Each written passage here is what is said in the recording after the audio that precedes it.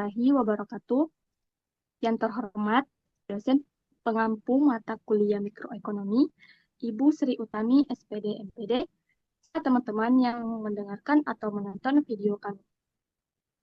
Kami dari kelompok 10 yang beranggotakan saya sendiri, Nur Amalia Putri Syam, selaku moderator, dan rekan saya, Nurifka Ainun Asis, Ahmad Sidik Madi, Fasya Afatin Kaluku, Andi Wahyu Yusuf Agusti, Ahmad Rivaldi. Kami akan mempresentasikan hasil diskusi kami mengenai materi bentuk campur tangan pemerintah. Untuk mengefisienkan waktu, langsung saja kepada presentator pertama, Nurifka Ainun Asis.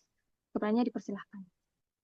Baik, terima kasih. Saya akan membacakan apa itu bentuk campur tangan pemerintah.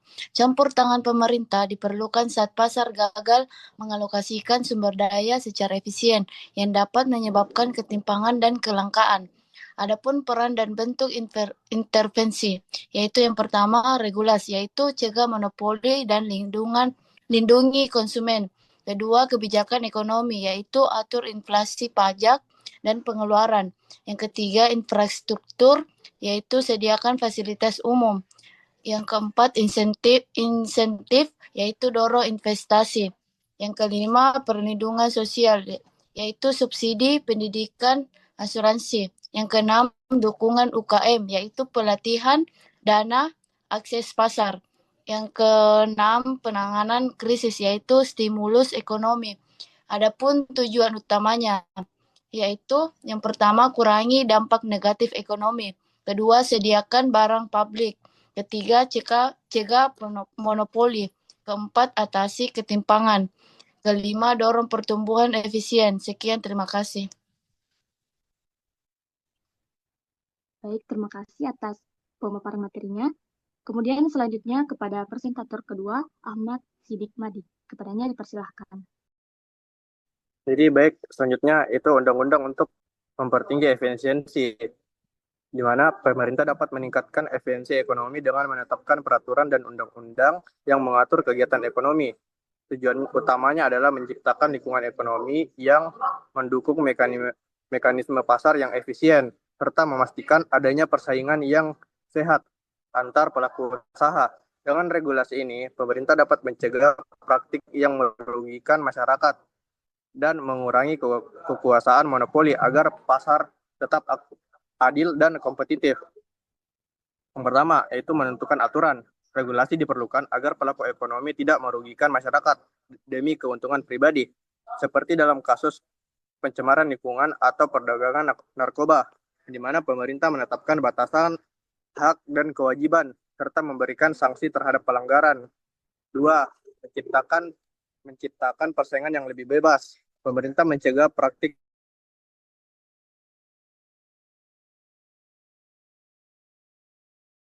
monopoli yang dapat dengan menjaga persaingan yang sehat, harga tetap terjangkau, pilihan produk lebih banyak, dan inovasi meningkat, sehingga efisiensi ekonomi tercapai. Baik, sekian. Terima kasih. Baik, terima kasih atas pemaparan materinya. Kemudian presentator ketiga kepada Saudari Fasya Afatin Kaluku, dipersilahkan. Baik, terima kasih atas kesempatannya. Di sini saya akan menjelaskan tentang campur tangan langsung, yang dimana dalam beberapa aktivitas keberadaan undang-undang saja tidak cukup menjamin efisiensi dan kemakmuran masyarakat. Oleh karena itu, pemerintah terkadang perlu terlibat langsung dalam produksi barang dan jasa.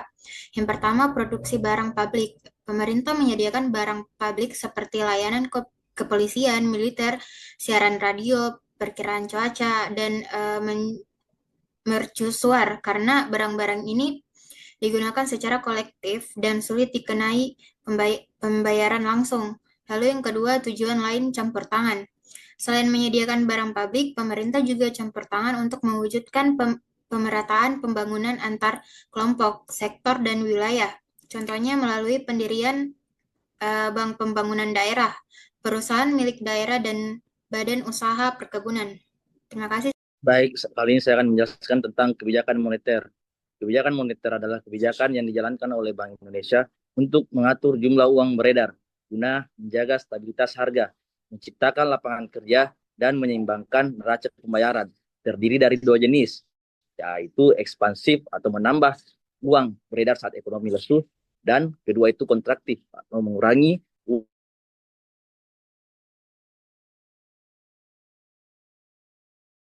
uang beredar saat inflasi.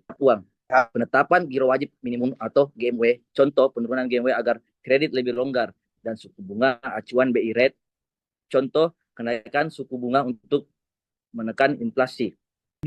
Baik, terima kasih. Selanjutnya kebijakan fiskal.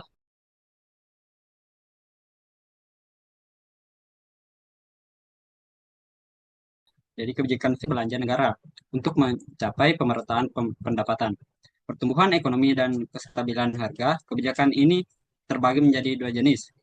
Ekspansif, yaitu meningkatkan belanja atau menurunkan pajak untuk mendorong ekonomi, dan kontraktif, mengurangi belanja dan menaikkan pajak untuk mengendalikan inflasi. Instrumennya meliputi pajak, misalnya pemotongan pajak untuk meningkatkan daya beli, dan belanja pemerintah seperti peningkatan anggaran infrastruktur untuk menciptakan lapangan kerja. Demikian saya kembalikan ke moderator. Baik, berakhirnya presentasi materi tadi, maka adapun kesimpulan dan saran. Kesimpulannya yaitu campur tangan pemerintah dalam ekonomi penting untuk menjaga stabilitas dan keadilan pasar. Intervensi ini mengatasi kegagalan pasar, mencegah monopoli, menyediakan barang publik, dan mendorong pertumbuhan merata. Bentuknya meliputi regulasi kebijakan fiskal dan moneter, pembangunan infrastruktur, perlindungan sosial, serta dukungan bagi UKM. Kebijakan fiskal mengatur pengeluaran dan pendapatan negara guna menjaga daya beli dan pertumbuhan ekonomi.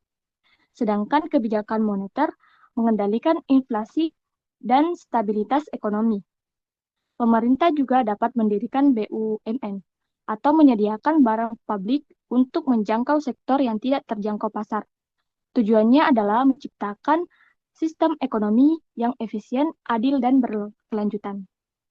Selanjutnya, adapun saran, pemerintah perlu menjalankan kebijakan ekonomi secara konsisten dan rutin dievaluasi agar tetap sesuai dengan perkembangan terkini. Penting juga menjaga keseimbangan antara regulasi dan kebebasan pasar agar inovasi dan investasi tidak terhambat.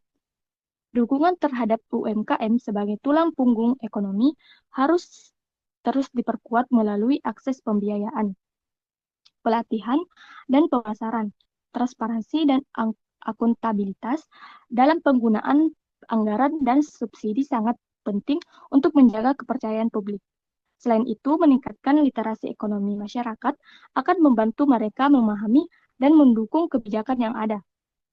Semua ini perlu didukung oleh kerjasama antara pemerintah, sektor swasta, dan masyarakat untuk menciptakan ekonomi yang sehat dan inklusif. Baik, itulah presentasi kami dari kelompok 10. Maaf apabila ada salah kata ataupun yang menyinggung. Saya akhiri. Wassalamualaikum warahmatullahi wabarakatuh.